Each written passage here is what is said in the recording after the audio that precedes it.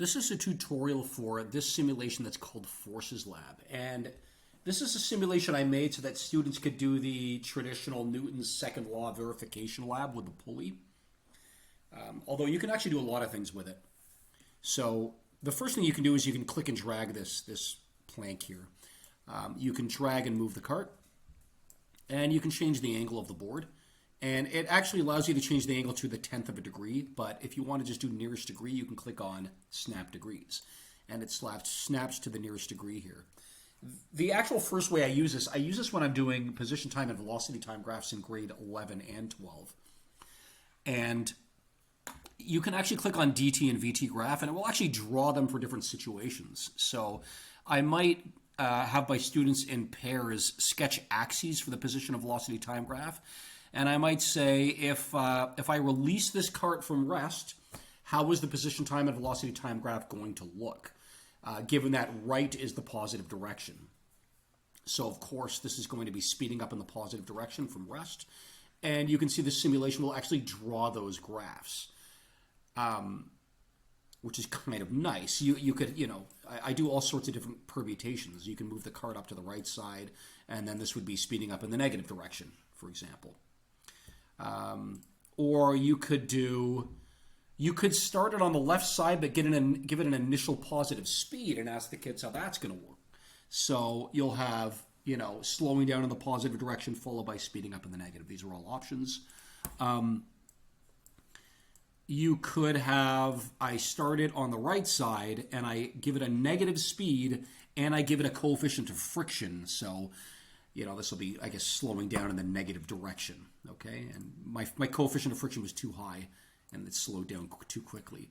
But you can have the kids draw these before you hit play, and they can, see them working. So that's one of the things I like to do before I even get to forces. There's another option. You can do engine, and you can actually give an applied force, and, you can include that in your creation of graphs, okay? So that's one of the things I like to do. The other thing you can do with this simulation is like a basic Newton's second law verification lab.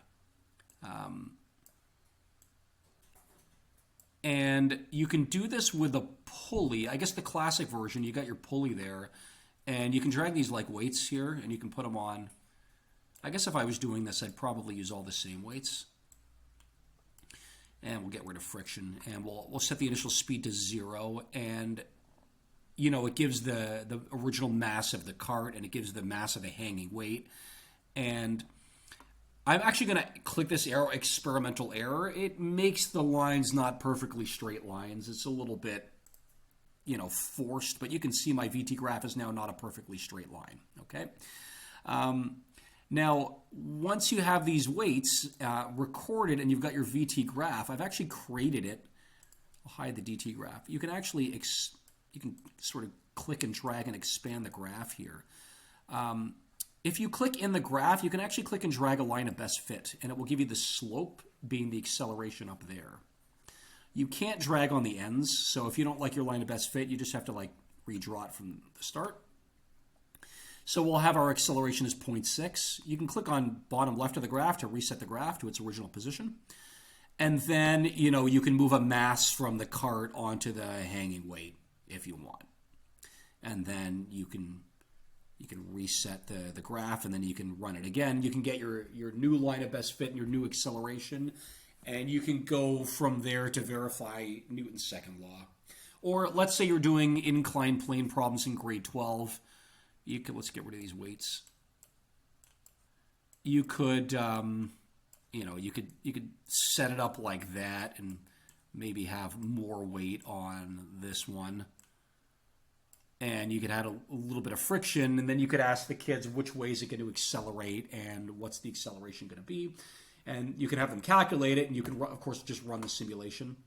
If you wanted an exact answer, I get rid of experimental error. We'll reset and run it again.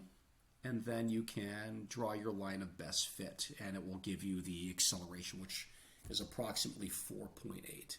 So those are the different ways you can use this simulation. There's a drop-down menu. Nearly forgot. The drop-down menu here allows you to create sort of let's get that 0 degrees, immediate experiments. So one experiment, for example, is find mu. If you click on that, it will put a question mark for the coefficient of friction. And you could run this experiment like this, and you can calculate the acceleration, and then you can work backwards with some sort of free body diagram solution to find out what the coefficient of friction had to be. Or you could get rid of the pulley and you could just have it, oh, still got those weights down there. You could get rid of the pulley and you could just have it roll down a ramp and it will still accelerate according to that coefficient of friction.